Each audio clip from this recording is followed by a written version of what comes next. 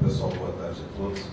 Vamos dar continuidade ao painel 2, que fala sobre o equilíbrio democrático e controle social, sociedade civil, participação social nas organizações públicas.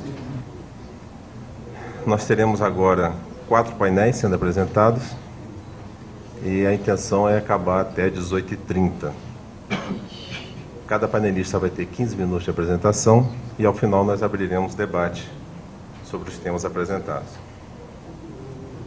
Então, gostaria de convidar para a primeira mesa para falar sobre práticas colaborativas na atuação dos órgãos de justiça no enfrentamento da violência doméstica e familiar contra a mulher, Jaqueline Barbosa Pinto Silva.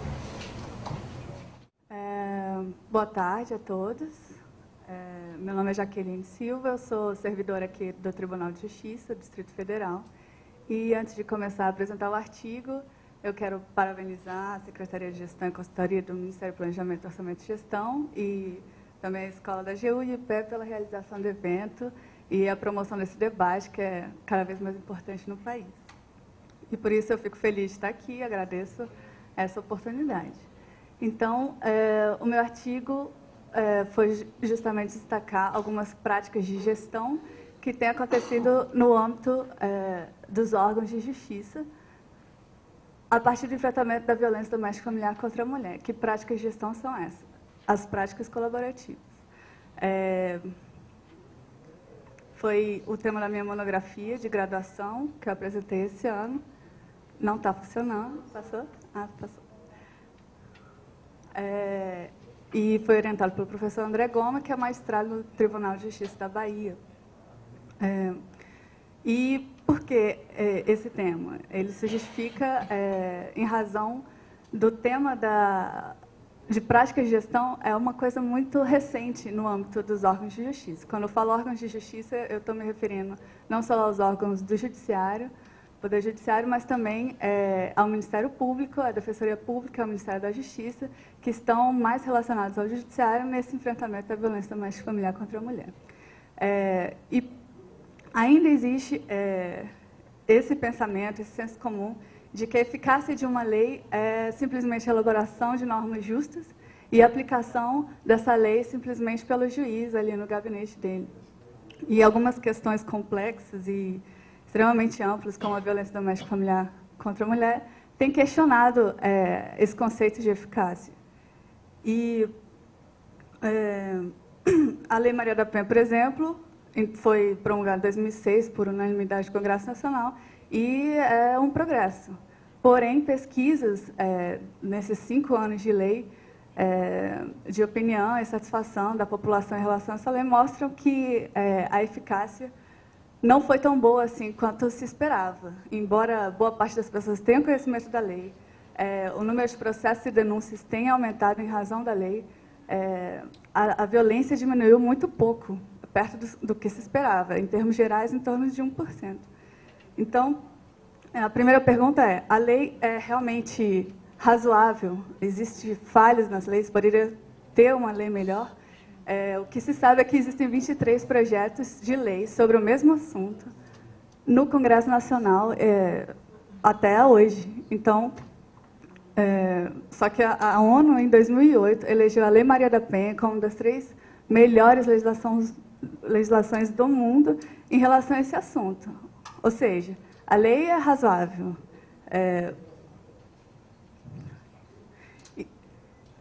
E, de fato, ela é um produto social de vários movimentos, especialmente feministas, várias organizações nacionais e internacionais sobre o tema, que colocaram esse assunto na pauta do Brasil e na agenda política de todo mundo. Em 2000, a ONU reconheceu a violência doméstica familiar como uma questão mundial de saúde. Foi considerada uma pandemia e pesquisas internacionais consideram a violência doméstica uma questão tão fundamental que deve ser enfrentada no século XXI, tal qual foi a escravidão no século XIX e o totalitarismo no século XX. E a violência estaria diretamente relacionada a outros fatores econômicos, políticos, etc. E desde a década de 80 que o Brasil tem assumido vários compromissos internacionais para lidar com essa questão. E, mesmo assim, no ano de 2001, algumas pesquisas muito importantes aconteceram aqui, e chegou essa estatística de que uma mulher espancada a cada 15 segundos no país, entre 50% a 70% delas, a maioria pelos seus maridos, ex-maridos, parceiros em geral, e apenas 5% delas denunciavam para o poder público. Então, em 2001, o Brasil foi responsabilizado pela Organização dos Estados Americanos, e toda essa luta ensejou a criação da Secretaria de Políticas para as Mulheres, que editou uma série de documentos e ensejou, finalmente, na criação do projeto de lei 37, de 2004, que viria a se tornar a Lei Maria da Penha, número 11.340, de 7 de agosto de 2006.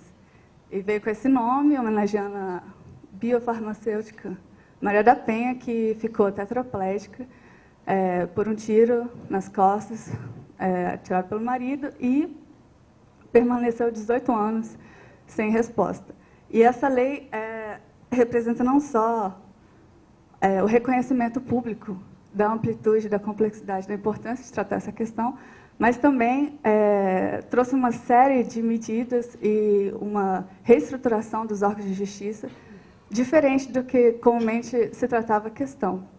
Estabeleceu, além das medidas de punição, como normalmente aconteciam, outras medidas de proteção de direitos civis, de assistência e preventivas, ampliando significativamente a competência do juiz, exigindo do magistrado uma visão cada vez mais abrangente da questão e uma atuação mais proativa, no sentido de integrar não só a lei, mas também as políticas públicas em relação ao assunto. E, então, a lei é razoável. Essa é a conclusão que se chega. E a segunda pergunta que questiona a eficácia da lei: por que a lei não está sendo então eficaz? Por que a violência não tem sido reduzida como se esperava com a edição da lei? O que me levou à segunda pergunta: a lei tem sido aplicada nos órgãos de justiça? E, analisando 3 documentos recentemente publicados pela Secretaria e pelo Observe, que tem acompanhado a aplicação da lei, o que eu percebi, nos 3 documentos isso fica muito claro, é de que não existem informações sistematizadas a ponto de se dizer se os órgãos de justiça aplicam eficientemente a lei ou não. Ou seja, os órgãos de justiça não monitoram a aplicação da lei, não existe programa de gestão da aplicação da lei, e esse é o maior desafio para a eficácia da lei. Então, não obstante isso, foi possível localizar algumas práticas bem-sucedidas que trouxeram bons resultados de satisfação. Vamos lá. Yes. E essas práticas, embora bastante pontuais, às vezes em uma vara só de um determinado estado, ou às vezes o estado como um todo, apresentaram 3 características fundamentais, que foram o bom desenvolvimento da especialização, da institucionalização e, principalmente, da articulação em rede, a presença de colaboração e de cooperação dos órgãos de justiça com outros órgãos executores de políticas públicas, como as casas de assistência, etc. Especialmente com organizações próprias da comunidade ou iniciativas privadas. Teve um caso que fez um acordo com a embaixada e conseguiu arrecadar da embaixada fundos que exercessem várias políticas de prevenção em relação à violência doméstica. Então, nesses casos que apresentaram essas 3 características, houve esse reconhecimento de sucesso, de uma satisfação maior daquelas mulheres que estavam naquela situação. Entretanto, essa colaboração, que foi a principal característica de sucesso, vamos dizer assim, foi o que os órgãos de justiça mais ofereceram resistência a desenvolver. Ainda se tem a ideia de que a aplicação da lei é isso, aqui é a esquerda. O juiz, no gabinete, aplicando a lei. É muito pouco comum essa visão de o juiz estabelecendo parcerias, ou o judiciário, vamos dizer assim, estabelecendo parcerias com outros órgãos e decidindo coletivamente. Então, o CNJ tem apresentado, o Conselho Nacional de Justiça tem apresentado algumas possibilidades que estão promovendo essa interação do judiciário e dos demais órgãos de justiça com outros setores. Ele tem exigido essa atuação proativa do magistrado, mais aproximado com a sociedade, com a realidade.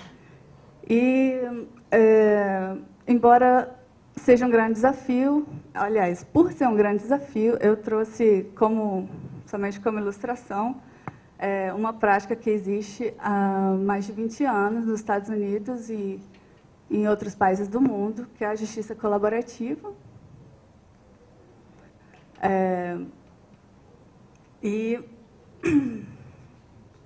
Que significa justamente esse conjunto de práticas por meio do qual se estabelecem várias parcerias com diferentes iniciativas da sociedade, especialmente aquelas organizações da comunidade, que em colaboração mútua e não adversarial apresentam uma resposta minimamente satisfatória e adequada às necessidades de determinada localização de determinada comunidade.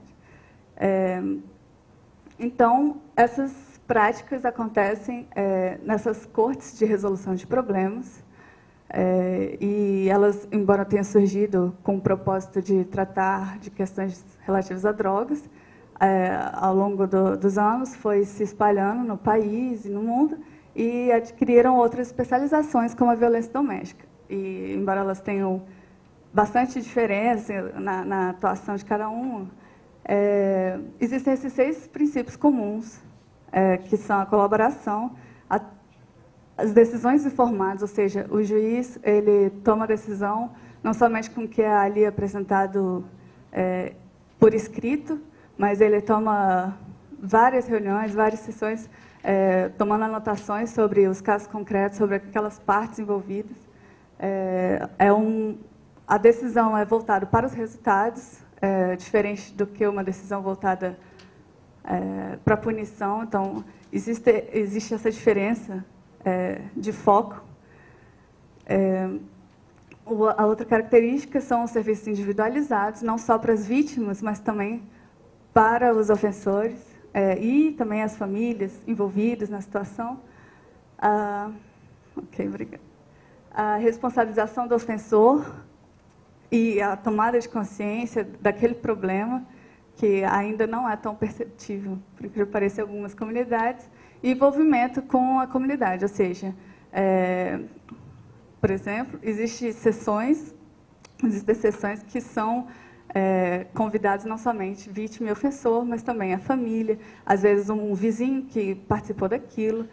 Existe essa amplitude de tratar a questão. E em comparação comparando esse modelo ao nosso, quando eu falo comparação, eu quis somente ilustrar, não quis simplesmente dizer que a gente poderia aplicar esse modelo, não.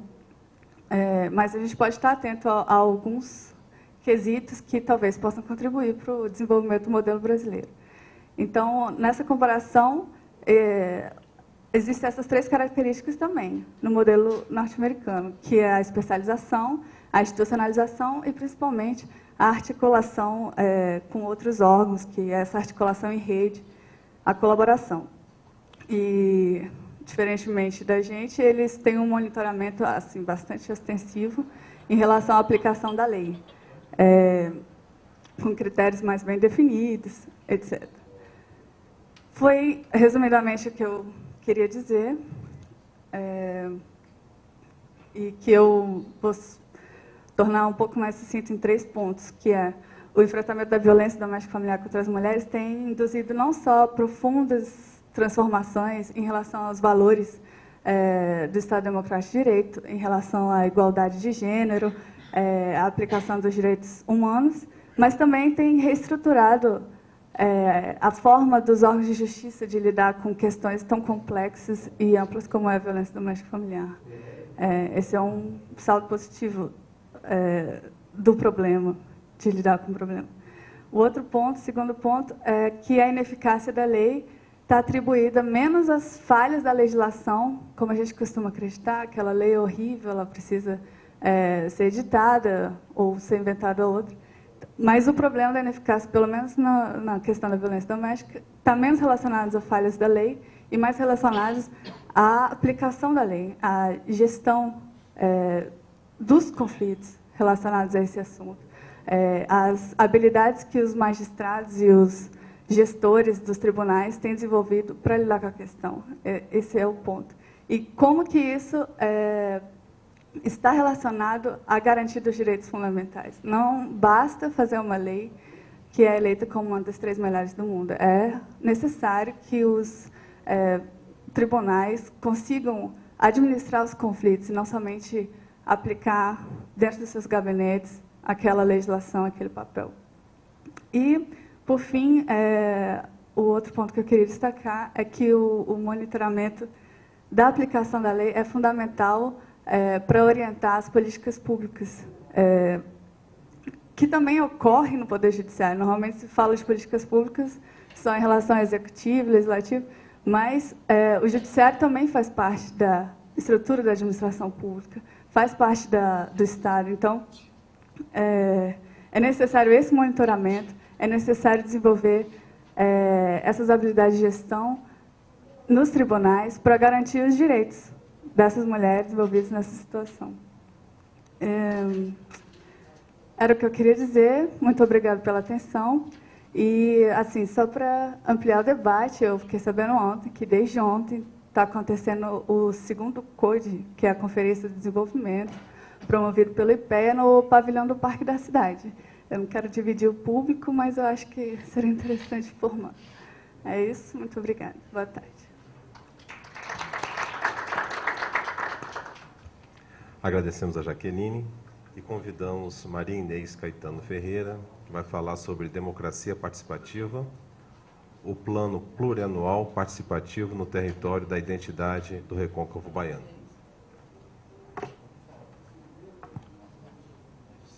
Boa tarde.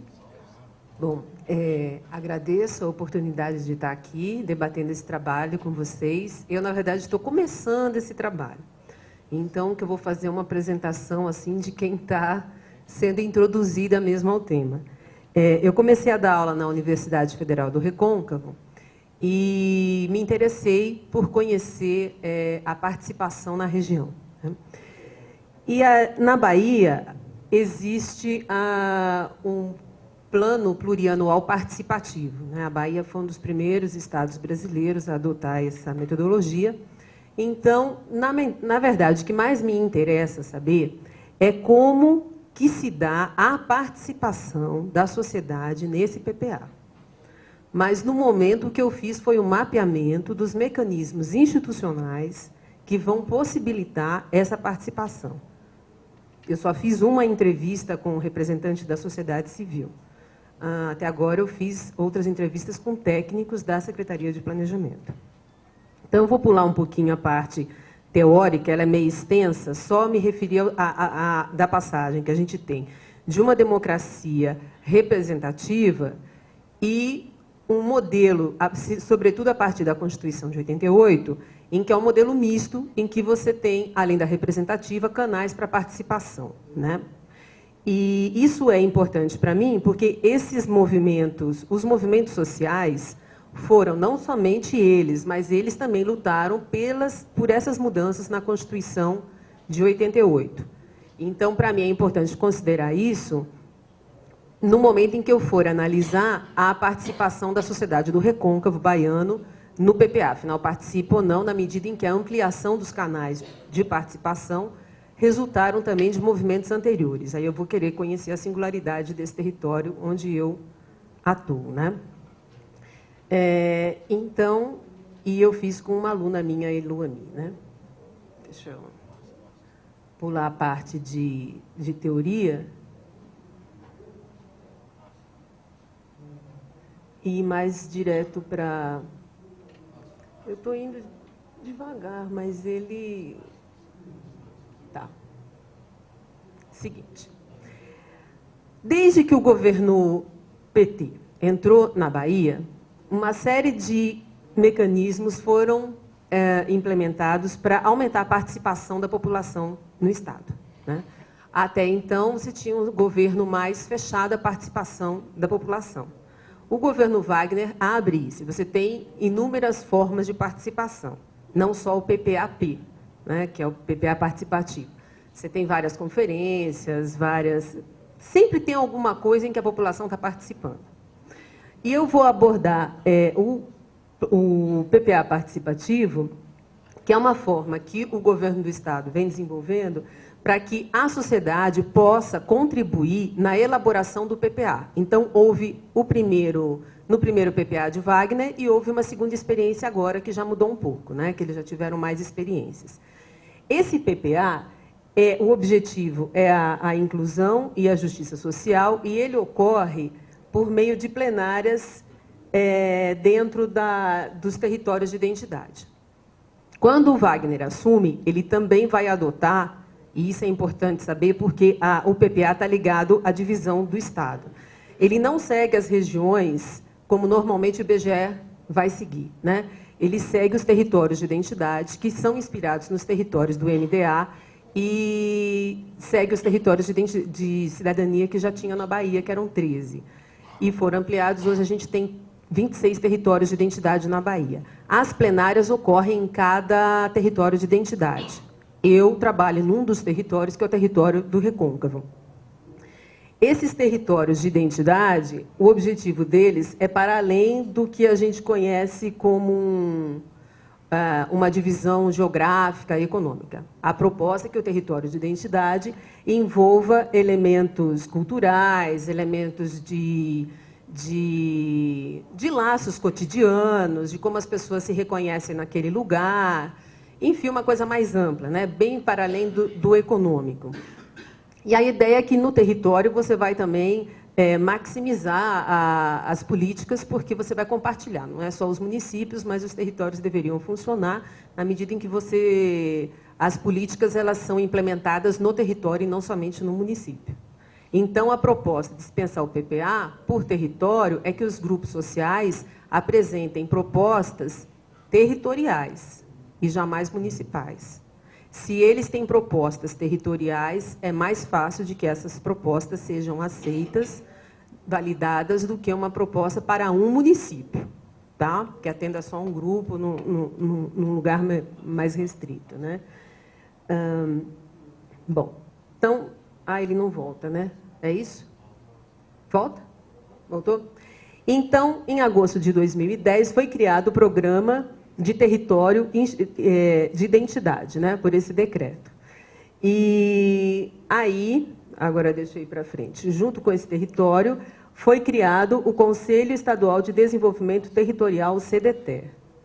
Eu vou mostrar vários conselhos que foram criados que fazem parte dessa engenharia para que você tenha participação. Que isso que eu acho que é importante, porque assim, tem um técnico da CEPLAN que está fazendo mestrado com o PPA-P e o meu texto que está começando a circular, porque tem muito pouca coisa que está sendo anunciada de um programa que eu acho que, como engenharia institucional, é muito interessante, que não pode se perder, né?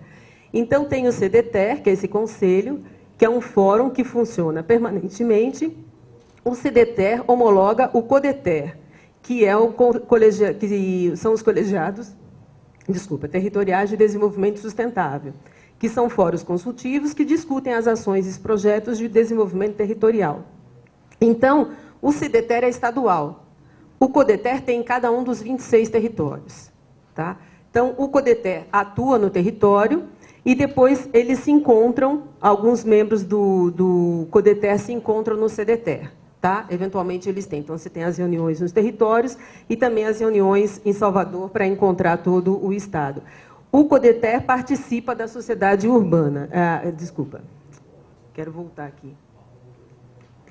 A sociedade civil organizada participa do CODETER, né? O CDTER, além de representantes, a sociedade participa do CDTER via os representantes do colegiado territorial. Mas, no CDTER, a gente tem principalmente as outras secretarias, tá? Que são as secretarias de Planejamento, Desenvolvimento, Integração, enfim, uma série de secretarias. É mais composto principalmente pelas secretarias e pelos representantes dos colegiados dos territórios, né? O PPAP, ele se vincula a esse tal programa de território de identidade que eu falei para vocês. As atividades do território de identidade, elas não acabam nunca. Os colegiados estão se reunindo frequentemente. Aí os colegiados vão se encontrar todos juntos na capital para discutir a execução das políticas, tá? Então, o PPA acontece porque você tem a política dos territórios de identidade. Um está muito ligado ao outro. Na verdade, o que dá a liga das políticas em geral é o território de identidade. E, em 2008, foi criado o Conselho de Acompanhamento do Plano Plurianual, né? Esse CAPA, ele aconselha o governo do Estado em relação ao PPA e também vai acompanhar a execução, tá? As pessoas, inclusive os conselheiros, participam disso para acompanhar essa execução proposta do PPAP, como é que está indo, se está sendo executado, se foi levado em consideração ou não. Esses são encontros também em Salvador, tá? E, em 2011, foi criado o PPAP, referente a 2015, 1215, que foi esse último PPAP, né? O primeiro foi uma coisa meio assim, aconteceu, vamos fazer e vamos fazer de algum jeito, porque foi logo que o governo assumiu. Eles tiveram mais um tempo para refletir como fazer melhor o PPAP. E para fazer esse PPAP, nessa formulação do PPAP último, eles tinham como objetivos elaborar a matriz de desenvolvimento estratégico, a pauta de discussão e o processo de escuta social, a criação de GTT. Para cada território você tem um GTT, que é o Grupo de Trabalho Territorial, para fomentar essa escuta, e a realização de encontros para apresentar a metodologia do PPAP e alinhamento com o tal CAPA, que é aquele conselho que acompanha o PPAP, e com o CDTER. E a capacitação dos GTTs para aplicar a metodologia e realização das plenárias. Então, é o seguinte, ao criar o GTT, a CEPLAN criou o GTT, que é composto por pessoas que moram em cada território. Então, você tem lá o pessoal da DIRES, que é da Secretaria de Educação, Secretaria de Saúde, o pessoal da Empresa de Desenvolvimento Agrário, da Bahia. Então, eles pegaram as instituições que são do Estado em cada território. E isso foi importante, e até porque eu vou aprendendo, como que, para você fazer um governo democrático, o Estado tem que gastar muito dinheiro. É muito caro você fazer um investimento numa gestão democrática. Então, a Secretaria de Saúde colaborou com as diárias, com os transportes dos seus funcionários que participaram em cada GTT, a Secretaria de Educação também, enfim, cada secretaria deu a sua colaboração, porque só a CEPLAN seria incapaz de manter esse processo, né? Então, eles criaram os GTTs, se reuniram em Salvador com todos os membros dos GTTs de todos os 26 territórios. Uma vez tirado qual seria a pauta, como seria o processo de escuta social, esses membros dos GTTs voltam para os territórios e desenvolvem o processo de escuta, preparando para a plenária que vai acontecer entre maio e junho, do PPAP. Então, é o povo do GTT que prepara essas plenárias, tá?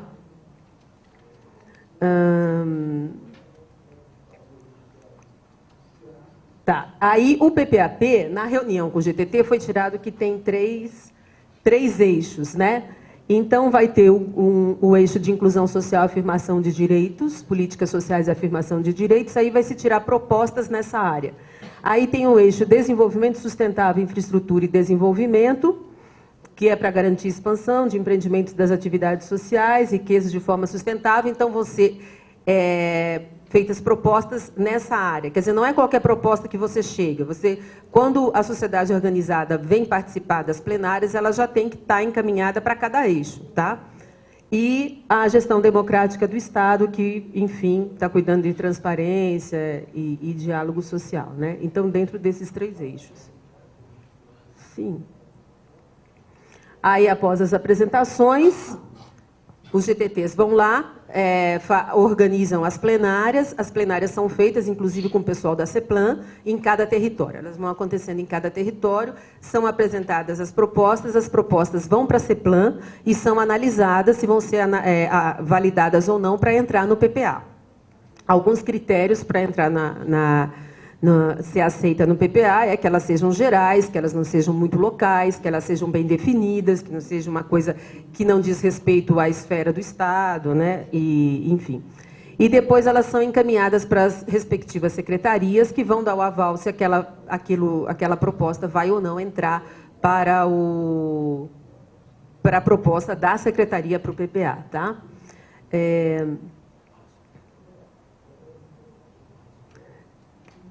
Bom, o que os técnicos falam?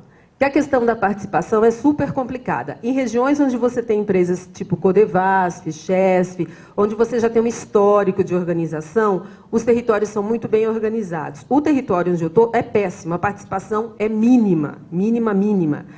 Então, o que fica participando mais são as próprias empresas, que eu falei, o pessoal da DIRES, de saúde, educação e tal, de população mesmo, é muito pouco. Então, depende. Se é um território que tem essas empresas já consolidadas, aí a participação é maior. Né?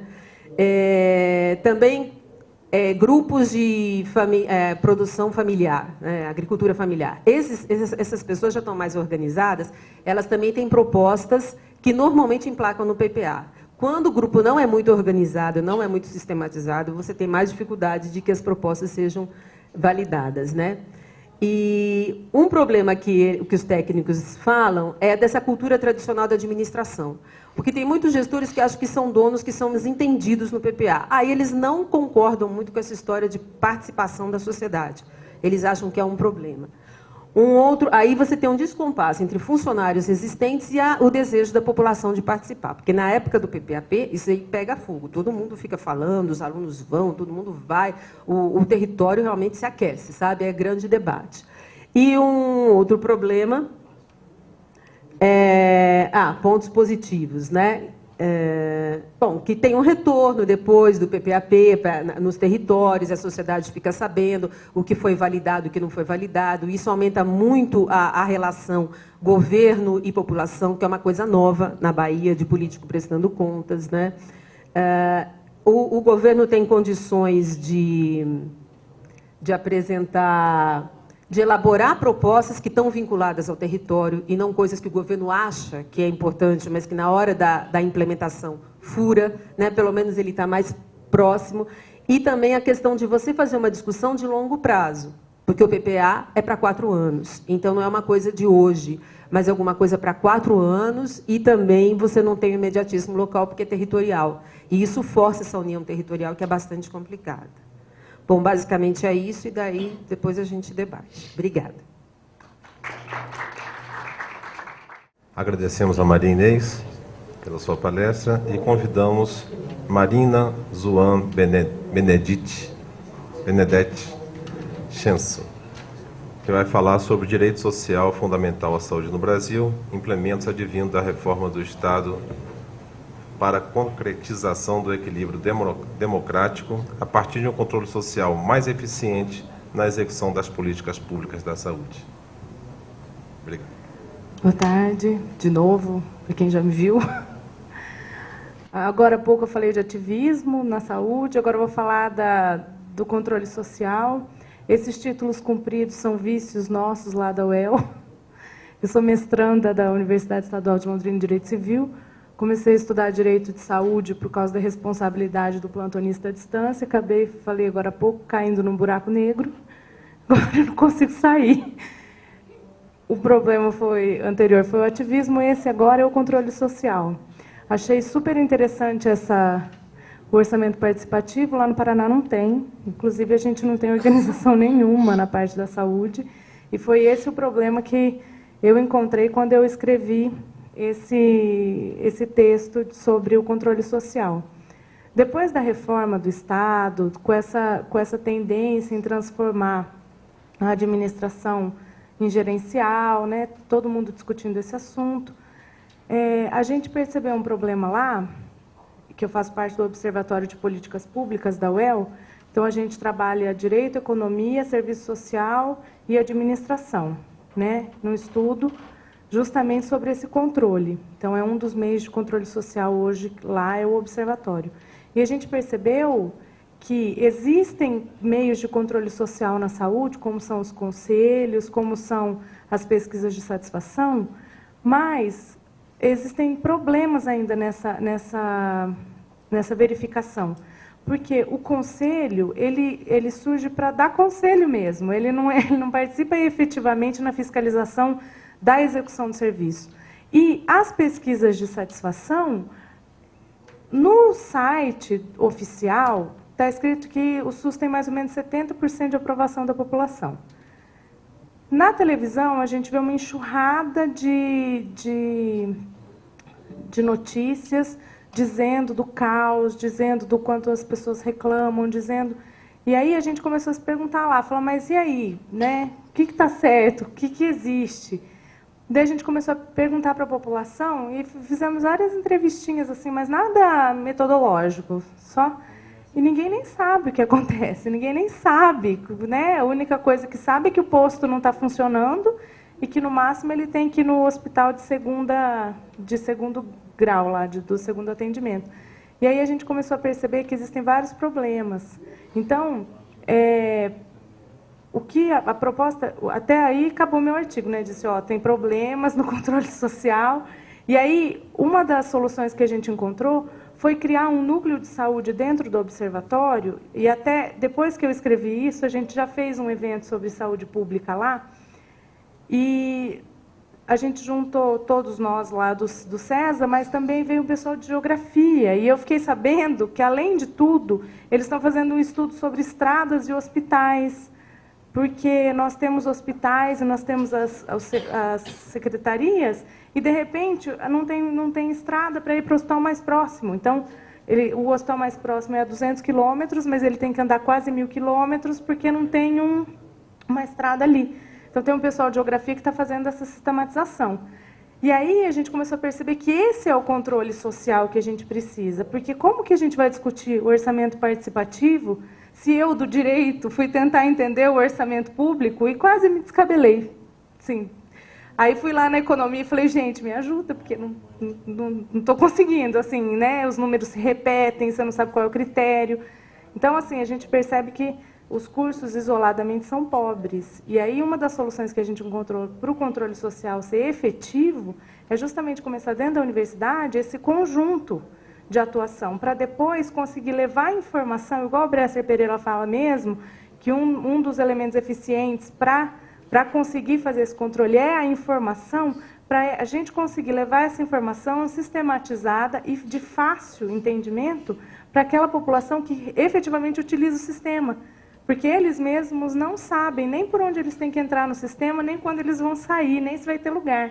Então, assim, esse foi até a gente, né, enaltece bastante a atuação do observatório. Descobrimos que tem um em Santa Catarina, né, na cidade de São Paulo, e aí a gente está fazendo esse intercâmbio para efetivar o controle social, para depois conseguir fazer essa atuação no orçamento participativo, que lá acho que a gente está anos-luz atrás.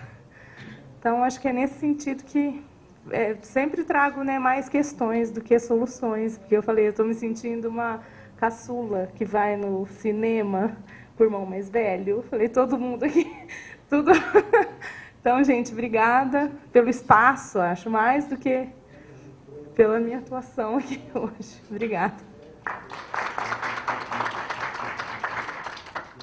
Agradecemos a Marina Zoan e convidamos Maria Tereza Fonseca Dias para falar sobre o marco jurídico das parcerias da administração pública com as entidades do terceiro setor nos estados da Federação Brasileira. Bom, primeiramente eu queria desejar uma boa tarde a todos.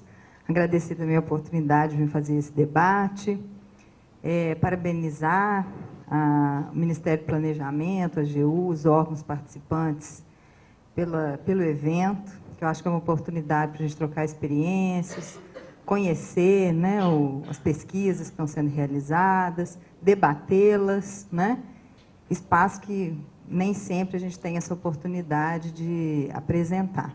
Bom, Eu me chamo Maria Tereza. Esse trabalho que eu vou apresentar é uma pesquisa de iniciação científica que eu orientei. A Janaína Andrade foi a minha orientanda. E nós começamos a fazer esse trabalho em 2008, 2009. E agora nós complementamos as informações, mas, na verdade, ele está inserido dentro de uma pesquisa um pouco maior, né? Que foi, inclusive, meu trabalho de tese de doutorado. Eu fiz uma tese discutindo a questão do marco jurídico do terceiro setor no Brasil, analisando a legislação federal. E, nesse trabalho, eu fiz várias propostas, né? Eu pretendo, até ao final, chegar um pouco, expor essa pesquisa, mas chegar ao final também com algumas propostas. E, desde que eu venho tratando desse tema, eu tenho notado que ele vai se recrudescendo, ele vai apresentando novas questões. Esse ano, eu acho que foi um ano muito emblemático em relação à questão do terceiro setor, porque, né, nós estamos vendo aí várias mudanças governamentais, inclusive na legislação mais recente, né?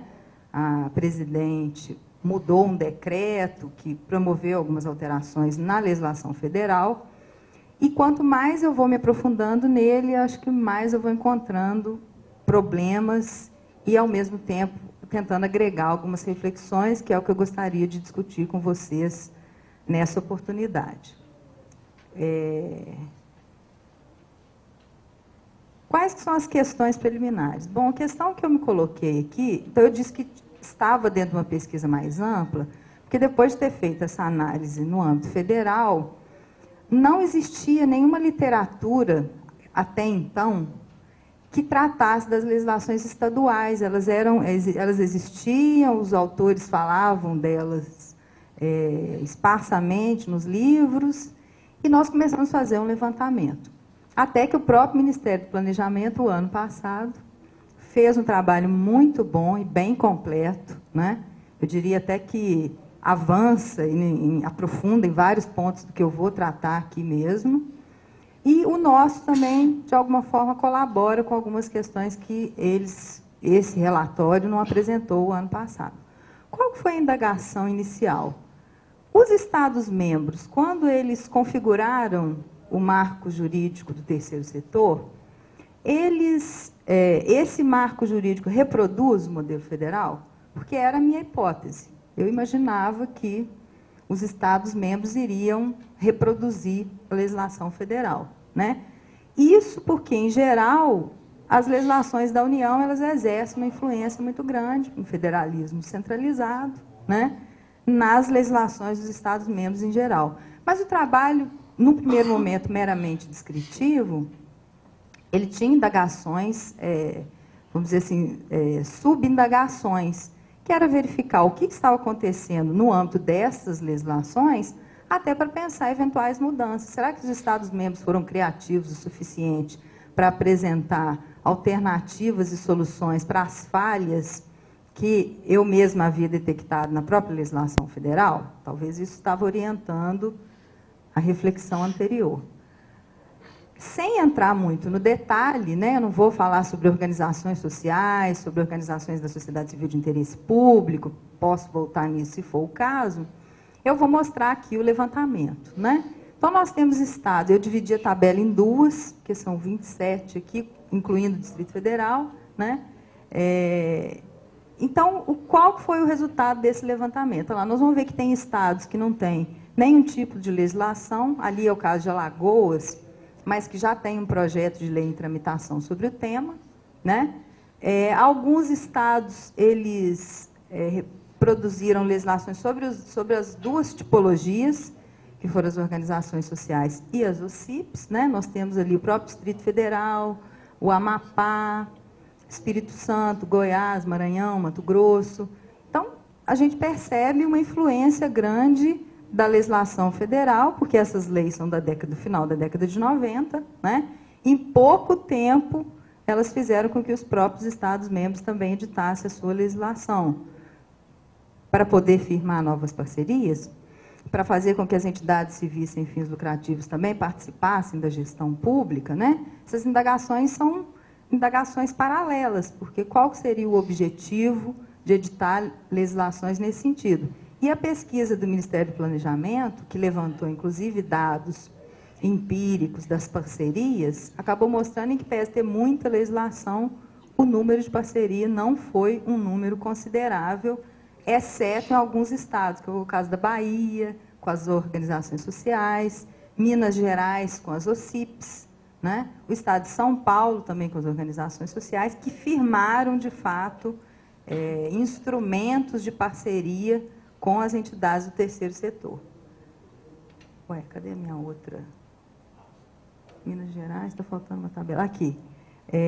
Aqui nós vamos ver também outros estados que não editaram nenhuma legislação: Paraíba, Paraná, Rondônia, Roraima, Tocantins. O Paraná, talvez, a hipótese aqui para explicar a não edição de nenhuma delas, porque ele acabou optando por aquele modelo do sistema S, né?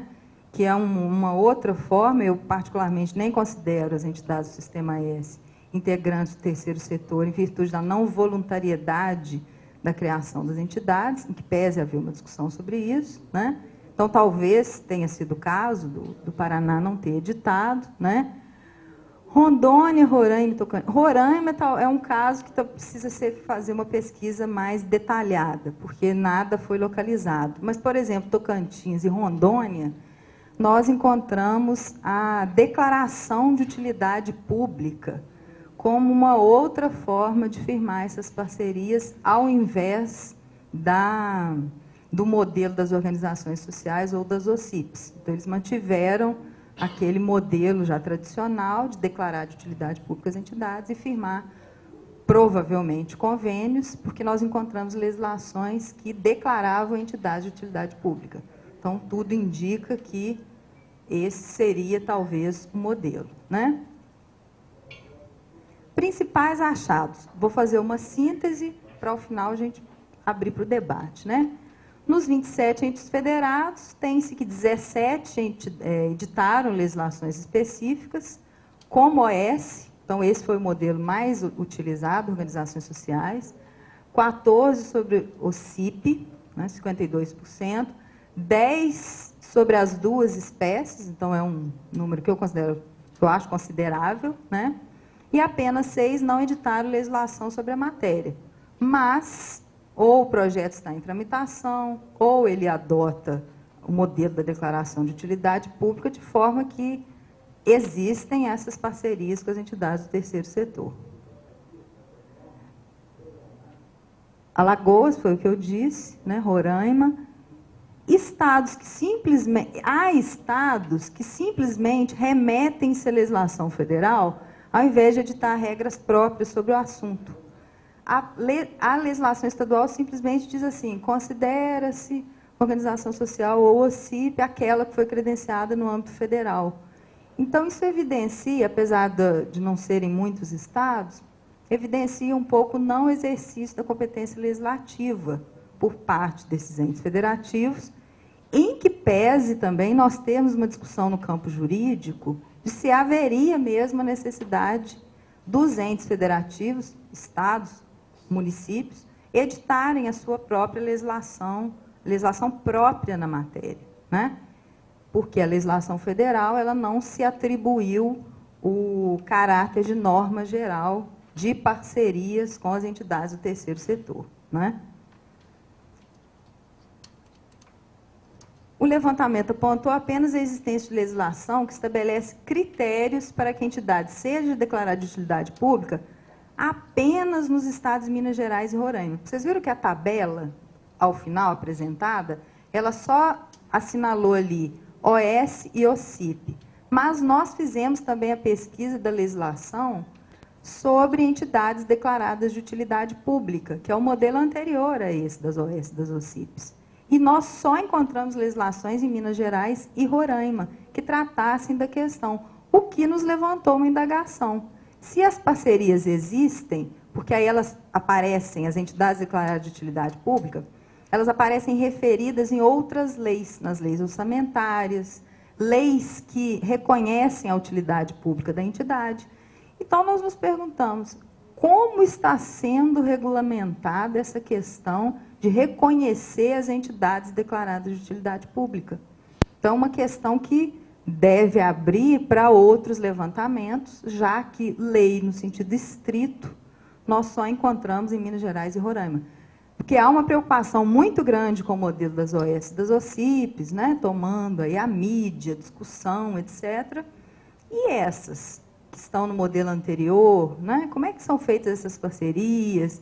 Ainda há, me parece, uma questão política, né, tanto do Poder Executivo quanto do Legislativo, reconhecerem a utilidade pública e acabar usando esse tipo de titulação para outros fins que não a parceria propriamente dita, né? E a conclusão final, né, a gente pode depois detalhar um pouco melhor, é que a legislação estadual ela mais reproduz a legislação federal do que propriamente inova e traz soluções criativas. Então, para quem tiver interesse em fazer essa pesquisa, eu acho que não vale a pena procurar uma grande inovação para trazer propostas de mudança na legislação estadual, já que ela mais reproduz do que propriamente inova, né? No período em que essas legislações foram aprovadas, reproduz um pouco também a legislação federal, já que a OS veio antes da OCIP, foi mais ou menos o mesmo movimento. Naquela tabela anterior a gente vê os períodos, né? Tocantins e Rondônia não foi localizada a legislação sobre OS e OCIP, mas eles reconhecem a existência dessas categorias já qualificadas. Na legislação orçamentária é feita referência a essas entidades, né? Foi outro achado aí da pesquisa. Quais os problemas que, encontrados na legislação federal, também se reproduzem nas legislações estaduais, né?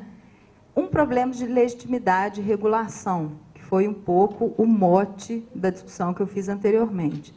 Legitimidade no sentido de se pensar como que são feitas essas parcerias e por que o Estado chama a participação da sociedade civil organizada no desempenho das atividades públicas, né? Eu, particularmente, defendo e sou favorável às parcerias com as entidades do terceiro setor, né? Desde que elas sejam, que elas tenham essa característica da legitimidade. E, muitas vezes, é justamente o que está no campo das denúncias, né?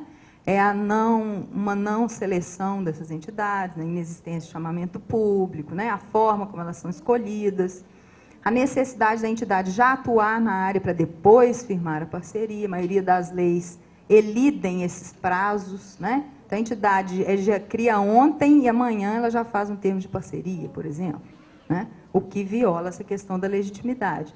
E a regulação aqui, eu estou chamando de problema nominando a questão do controle, que o Estado firma a parceria e depois ele não faz o controle da atividade. Porque os novos modelos de parceria, eles surgiram justamente para ter um maior controle de eficiência, né? Vamos chamar a sociedade civil, porque o Estado é ineficiente, um novo modelo de gestão, né? Uma gestão, a reforma gerencial, com todo um arcabouço teórico para essa questão. Mas e o problema da regulação nesse sentido de um controle? É justamente hoje o problema, um dos principais que nós estamos enfrentando hoje, né? E ele confunde um pouco os papéis da sociedade civil, que eu acho que esse vai ser o desafio, porque a sociedade civil ela vai participar tanto da propositura, da execução, do controle das políticas públicas. Então, quando ela firma parceria, ela fica num papel dúbio, né? Ao mesmo tempo ela propõe, mas e aí o papel de controle dela, que ela tem no âmbito da própria sociedade civil, né? Acaba havendo uma cooptação aí, no sentido teórico da palavra, em relação a essas entidades, né? Não há um conceito jurídico de terceiro setor, a pesquisa também do Ministério do Planejamento chegou à mesma conclusão, né? Quando se fala em terceiro setor, ele parece ser aquela panaceia da resposta do setor sem fins lucrativos. Tudo que não é mercado, tudo que não é Estado, acaba sendo alocado naquele conceito. E a legislação reproduz essa inconsistência do conceito do terceiro setor, né? Então, a diversidade de qualificações jurídicas, né? eu já estou concluindo aqui, tem problema também dos objetivos das entidades e os entraves sociológicos, porque acabou sendo travado aí na legislação de OCIP e de OS, em relação às entidades declaradas de utilidade pública, uma disputa entre o velho e o novo, entre o que é filantrópico e o que é político mobilizador, o que gerou um entrave. A discussão, me parece, né, eu posso colocar isso em debate também, não avançou muito em relação à reformulação dessas legislações, que é uma verdadeira briga aí entre o passado e o presente, né? E briga essa que parece não contribuir muito para o amadurecimento dessa legislação. Um outro problema, os níveis hierárquicos, são muitas normas, né? Não basta pensar numa lei que vai congregar todas essas instituições, que tem problema